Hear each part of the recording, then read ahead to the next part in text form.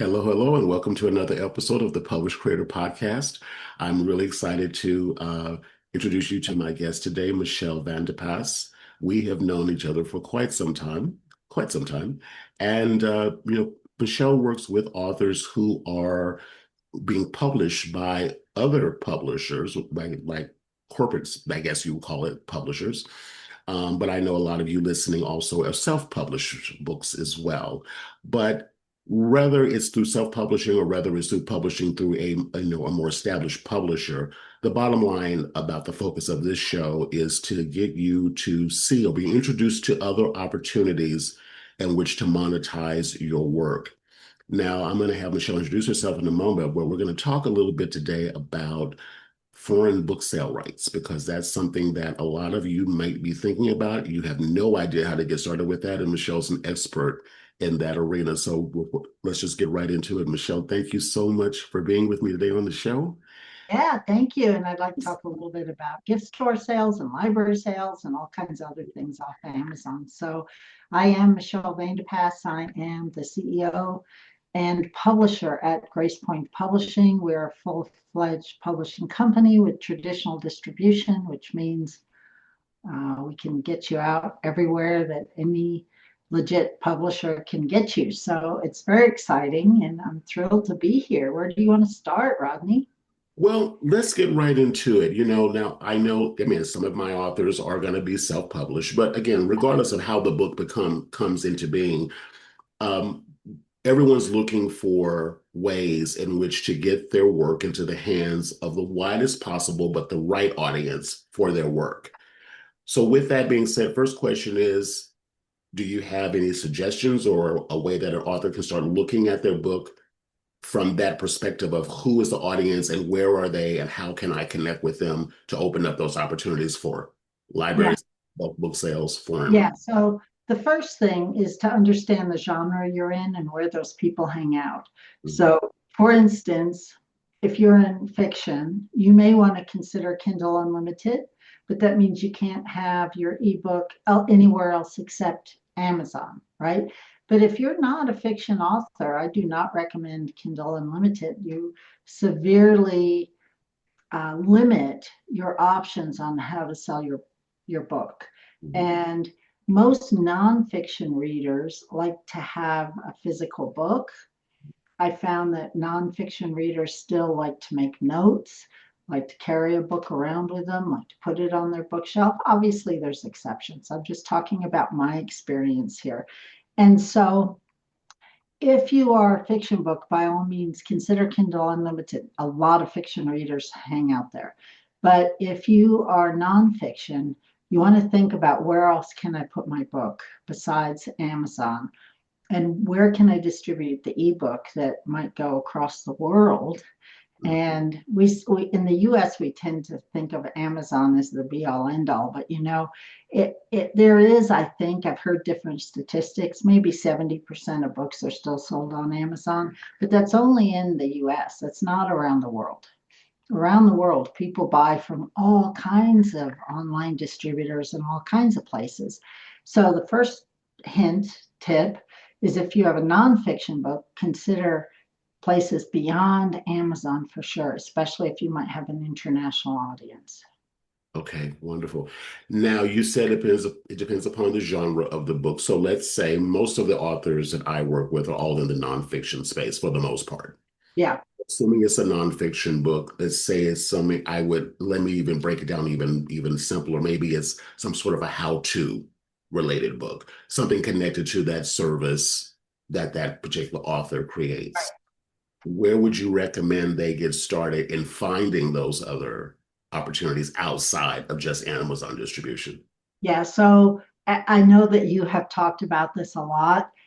You got to get your own email list going. I know that's one of your specialties. That's a place that you really work with authors. And it's still really important that regardless of what else you're doing out there, get your own email. Social is important, but right now, at least in the US, social's a little bit of a mess.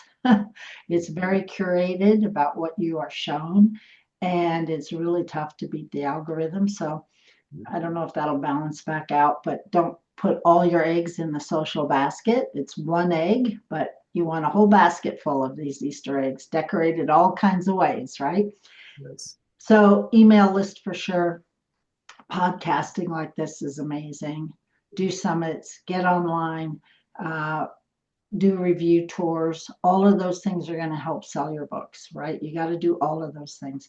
There are all kinds of distribution services that will help get your ebook out internationally. So, a quick Google, I'm not going to choose one because I don't want to play favorites here, but a quick Google search will show you for distribution services. And you want to make sure that you're available to libraries. You want to make sure you're available to bookshop.org for both your ebook and your paperback book and so forth. So make sure you choose distribution where you can get everywhere. And then once you do, you want to follow up and make sure that your book is still in those places 3 months, 6 months later, because what happens is metadata breaks, the back end, all the things, all the codes, all the keywords, all the descriptions, all the things that you set up at the beginning, that can break at the back end. And so what what I recommend to all of our authors is about every 3 months, you just you make sure you have a Google alert on your book, but then you go check Bookshop and libraries and Libby and Amazon and make sure your book is still up and running everywhere because things break. They do. Books, every once in a while, I have an author email me, our book is like gone on Amazon. What happened? And, it's usually a quick fix, but you do need to make sure it's still up. It's not very often, but it happens. It's because you can't make money if your book isn't there, right? Then you want to really make sure all your metadata is good. That's all the back end stuff that the algorithm scrapes. AI is now scraping for it to make sure that your book shows up all the places. So if you do a quick search on a search engine, does your book show up? If you put in certain keywords, does your book show up? Is it going to show up in all the places like Amazon and Bookshop and all the places? Paperback distribution, audio distribution, and ebook distribution are three different things. Okay. And so just because you think you have distribution for one does not necessarily mean you have distribution for all three. So you want to check that. So these are just some real basic things before we start talking about now, how do I get into a gift store, right? So you got to make sure all that's done, that you're showing up, that your keywords are good, that whatever AI is going to scrape for your description's good, so that you show up places. Then the next step is if you want to get into a specialty store, a hospital gift store, a kid's toy store. There are still some around, right? Then you have to make sure you're in distribution that those places buy from, right? They don't buy from Amazon. Occasionally they do, but as a general rule, they're going to buy from a distributor. So you got to make sure you have distribution if your book is in such a place that it should be carried by hospital gift store or toy store or a metaphysical store or a spa, right? So where do those places buy from? What gift store distributors do they buy from, right? So make sure you're in one of those as well. So those are all some basic things to make sure your book is out everywhere. Library has its own distribution. Anyone who reads has a library card can get free books from the library, either ebooks or audiobooks or paperback books. And even though you're not selling books, if your book is in the library, you will get royalties on that. So you want to make sure your book is there. So those are all some basic things. And then we can, talk about foreign rights and translations and all those things, or we can dive deeper into any one of those. Where would you like to go next? Well, what I'd like to ask is, as far as making sure all of it, I love everything you just said, and you opened my mind to other opportunities because we limit to, like I said, Amazon and or the local bookstore. Those are still around. But you opened my mind to, like I said, hospital gift shops. I didn't think about that. You don't think about like even I guess the airport. Um, Yeah, that's different. So Okay. let's dive in there for a minute. And Okay. Okay. this is my experience. You're going to get another publisher somewhere else that's going to have different experience. My experience to get into an airport gift store, because we've done a lot of work on that, is about the same as getting an end cap at your local Kroger or grocery store for your brand of mayonnaise. Okay. You've got to lobby and you're going to pay a lot of money for that.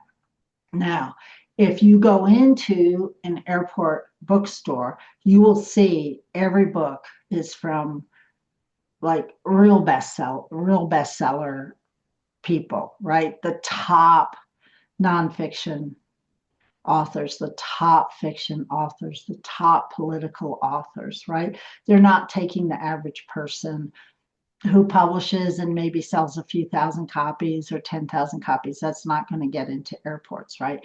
Now, I have had authors get into airport bookstores, but it's usually because they have a connection somewhere and they'll get in their local one. Okay. You usually have to pay a lot of money. So it's one of those things like if you're trying to get into a grocery store, you got to pay money, you got to pay for shelf space, all those kinds of things. I don't think unless you're working up to that, New York Times bestseller or something, that it's necessarily worth chasing for most authors. It's a Wow. lot of time and money. It's probably not worth it. Costco's the same. That's what I hear. I got to be careful. I don't want to mention anyone by name. I'll say big box stores, like the really big ones, the warehouse stores, tend to buy books and return them. And most of those don't do much in book sales anymore. So that's changed from like 5 years ago. Okay, so thank you for that level of clarification about that because I didn't understand that. But now I want to circle back to the gift shop. Uh, Yeah. Yeah. and just different distributors. Is Right. there a central place to find all of this, or are there different distribution outlets, let's say for libraries and one for gift shops and one for, is there a central place or Yeah. different? There's not because gift stores are different. Um, so it depends what kind of gift store you want. Like a military or a hospital gift store is going to buy from a distributor that may or may not be different than a metaphysical store. A metaphysical store is going to buy from a gift store distributor and a bookstore distributor, right? So um, I'm with IPG. It's the last independent distributor in the US. You've Mhm. got to have a certain amount of sales and a certain amount of books to get in with them. Like the average person probably can't get in. They work with publishers, right, who've published a lot of books. But there are other distributors that if you Google them or search, you can find other distributors. Mhm. Library distributors, there's usually a lot of the ebook distributors will distribute to libraries. A lot of the paperback distributors will distribute to libraries. So you just have to check the fine print when you sign up. Got you. Okay. All right. Okay. So basically, a Google search will yield that. And I'm also going to say this too is also when we're out and about, I'm always saying just be attuned and notice what you notice. Like, I remember I remember being at the San Francisco airport, and there's this really, really cool gift shop that's there. And it's just, very artsy, very fun, very playful. And at the time, I was working exclusively with authors who were developing coloring books. Yeah, right. There was a young lady who had a coloring book in the store, and that just like blew my mind because that didn't occur to me, you know. Yeah, yeah. And I will say that we want to preface this that sometimes Amazon is exactly the right place for you. Like you can spend a lot of time and money chasing down all this Mhm, that may or may not be worth it for you, right? So just because it's available doesn't mean you should do it, mhm, mhm, right? And so you've got to check in what are the goals for your book? mhm, Where do you want to spend your time, money, and energy? mhm. where do your people hang out and where are they going to buy, right? So let's just say for a lot of authors, Amazon's plenty. Amazon's fine. Now, you still need to do all the things that you do. Make sure you get reviews, go on book review tours, get blog posts, get your social going, right? You still need to do all those things regardless of where you promote.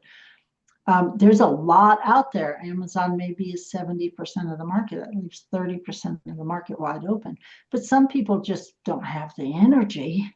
or the time or the resources to go explore all these other things. So really hone in. Where should your book be? If it should be in libraries, then just go down that, chase that rabbit hole for a while. You don't have to do all of these things at once. Right, right, right. And again, I always say, start locally, start where you can literally walk into some place with your Right, book in hand and show it to someone who could be a decision maker. right, Just right, to test the waters to see, is this the room I need to be in? Or the people I want to really connect with in this room? And start there. So again, I totally hear what you're saying. Before we start trying to cast the widest net to everybody, right. start Start where you can start. Yes, Right. you can start. Yeah. It's wonderful.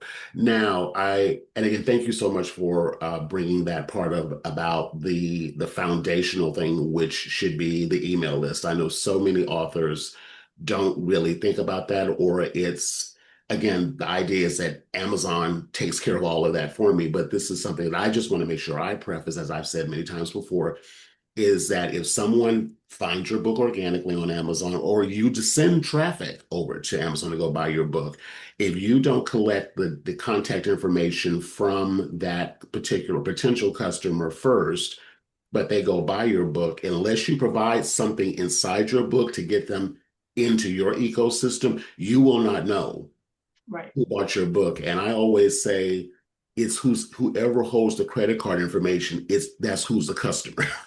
Yeah. So Right. I'm always like, get them into your world first and then direct them wherever you want to send them. If you're in a library or a gift shop or, again, whatever. So that's good. So I'm glad you brought that up. Now let's switch gears and talk about something because I know you're heading off to Frankfurt soon. Yeah. Tell us about that experience and about foreign rights and foreign sub. Yeah. So Frankfurt, I think, is the world's largest book fair. I hear 300,000 people are going to descend onto Frankfurt next week. I'm going. I have meetings set up all week with publishers, foreign rights agents, translators, all kinds of book people. I want to find out what's happening around the world in publishing, right? Because we're not just this segregated place here in the US or North America. And so, what's happening out there in the world? Paperback outsells ebooks in many places of the world still, right? So, how do we get our paperbacks in all these other countries? We've sold foreign rights to Spain, Germany, Slovakia, Russian, right? So, I'm going to go meet with my foreign rights agent and present all of our books to see what we might sell.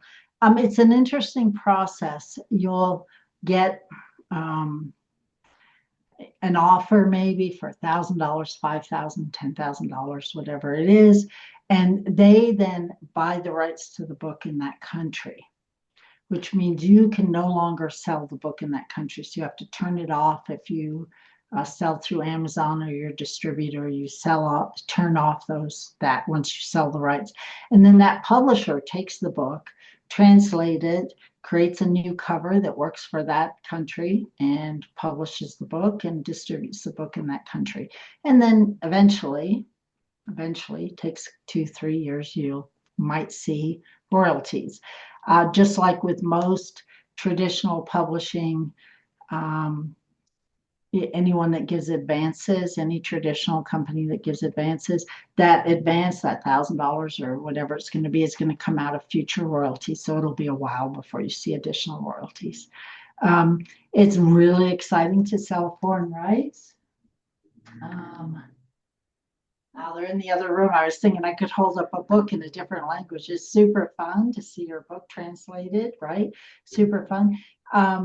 It's not necessarily for the big bucks, but it is another revenue stream and it does give you a bigger reach. And it's really good for social proof to say, oh, yeah, my book has been published in French and Spanish and all these other languages. Wonderful, wonderful. Now, is that an option? I know we did speak about traditional publishing versus self-publishing.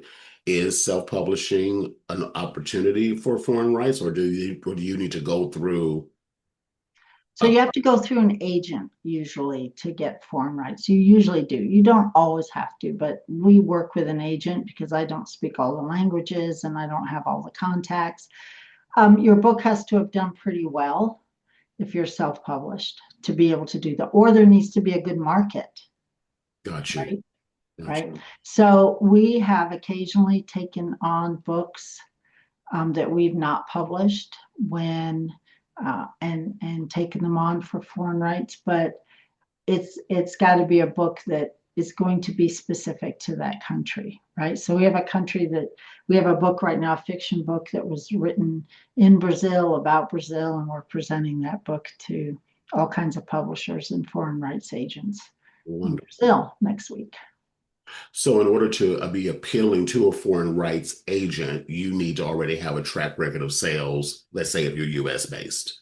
Or yes, a track record of sales, and or the author has a track record, and or there's a reason for it to be in that country, Got it. right? So um, we're publishing a book that has a specific interest and tie to Germany. It's a business book, but we think it might sell German foreign rights because there's a tie there, Okay. Okay. right? It's interesting. I have an author I'm working with right now who is being traditionally published, from what I understand. And her book is around the focus of dealing with workplace discrimination Mm-hmm. and office politics, topics being discussed around the topic of bullying in the workplace and Uh-huh. navigate all of that. And she just recently relocated from the US to the UK, where she's now living. But she's getting opportunities to go and speak in like other countries while she's there. Now her book isn't out yet, so we don't have a track record of sales yet. Right.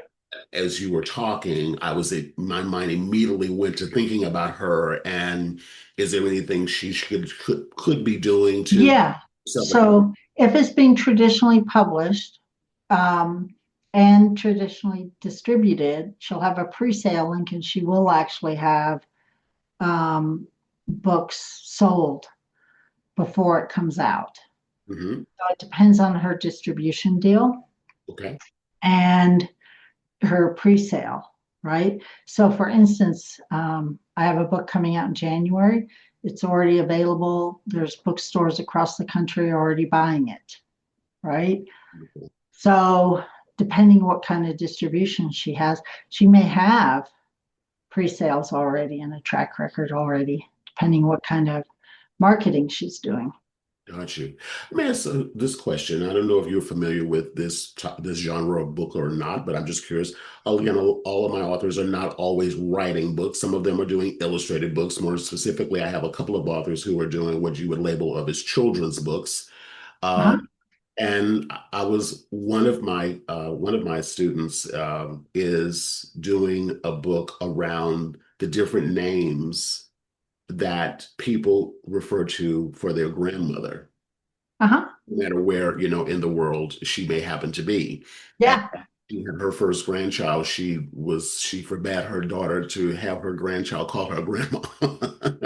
So she came up with a different name. So she actually researched all the different names that the grandmothers are called around the world.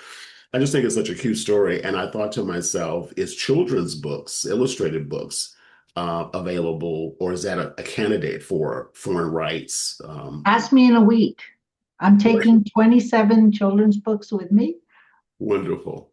And so I've not sold foreign rights for children's books before, but I know big children's books authors do get those books translated. And we've had books translated into English from other countries. So I'm presuming yes, but I don't personally have experience with that yet. So that'll be super fun. Yeah, I will. Can't wait to follow up on that conversation because Yeah, it's something I had never really thought about before. But it's so illustrated work is such a universal thing. It doesn't matter what language you're in, everyone understands the art. Uh, yeah.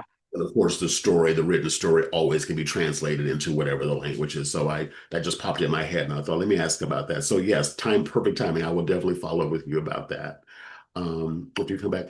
So let's kind of put a nice little tie around all of this. So, is there a recommended, do you have a recommended resource or a recommended, yeah, I'll just say a resource where someone can start, because everything starts with the mindset and how you think about things.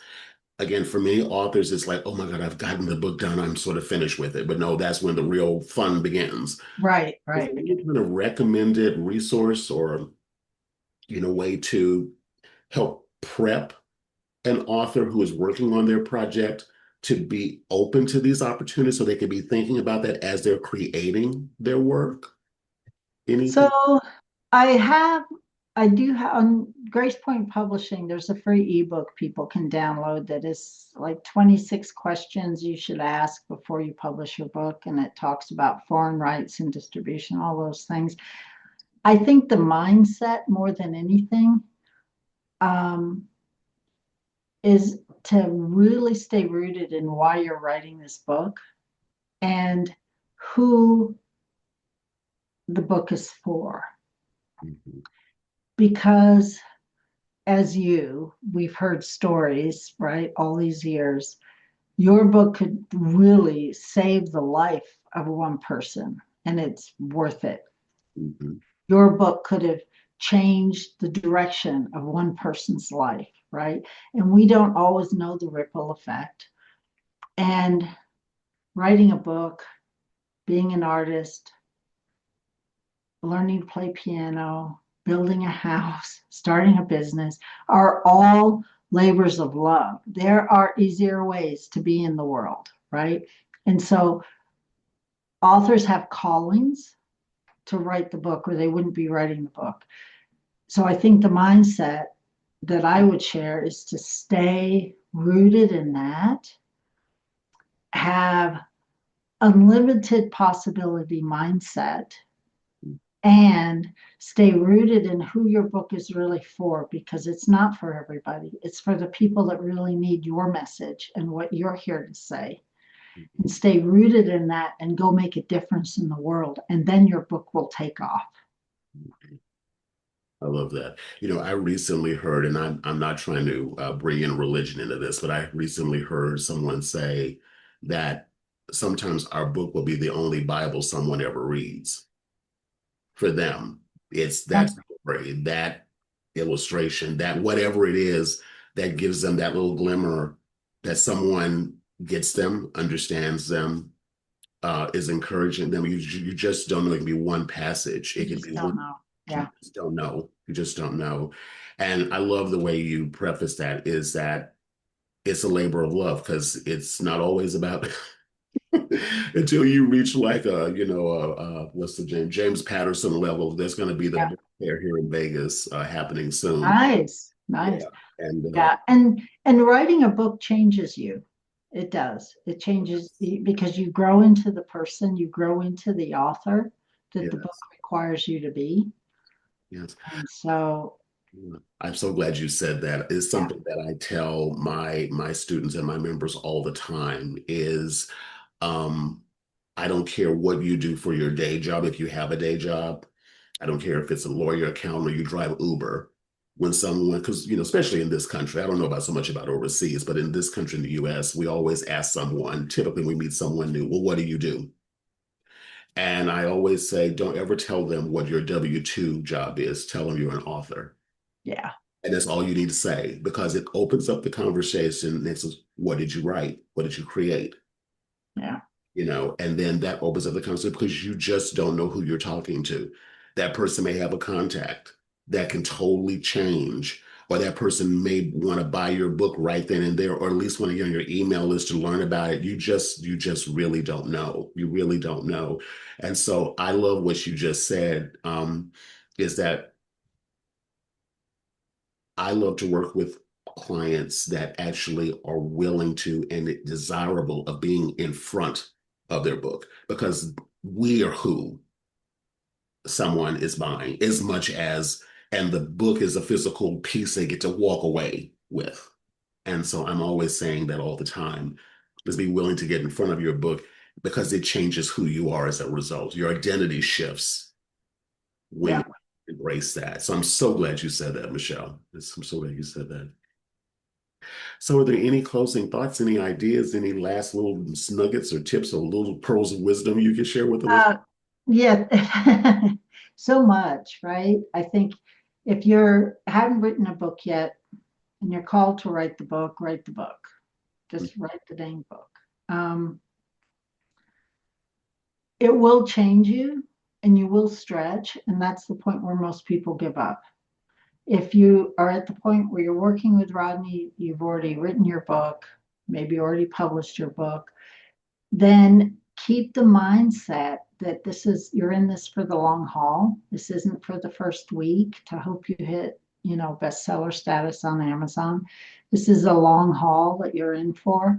We have books I published in 2014 still selling. So, I'm reading a spy novel right now that was published 40 years ago, right? Books can have longevity. And so be in it for the long haul and don't give up too soon. That's wonderful. That's wonderful. Well, I'm going to be sharing the links to all the resources that Michelle is providing for us. I'll put those in the show notes, whether you're watching on YouTube or you're listening on the podcast, I will be there. And I look forward to having Michelle back for a follow-up interview after, from After Frankfurt. Yay. Frankfurt. Really curious to hear about the foreign rights. Actually, I actually have a contact with someone who specializes in children's books, and she does have a podcast. And so, depending upon how that goes, I would definitely love to connect the two of you. Awesome. Thank you. You're great. We'll see what happens with it, but I don't know. I just have a good feeling about that. I think it's going to be a really wonderful opportunity. So, thank Good. you so much. Thanks, Rodney. It's been a hoot being here with you Absolutely. It's today. good seeing you again. It's been good seeing you again. So thank you everyone for listening. And like I said, everything is here in the show notes and Michelle's information to contact her. Do follow up with the resources that she's providing, as well as join my Published Creator School community, where we can continue this conversation if you have any questions, and keep the conversation going. So thank you all so much for hanging out with me today, and I'll see you on the next episode of the podcast.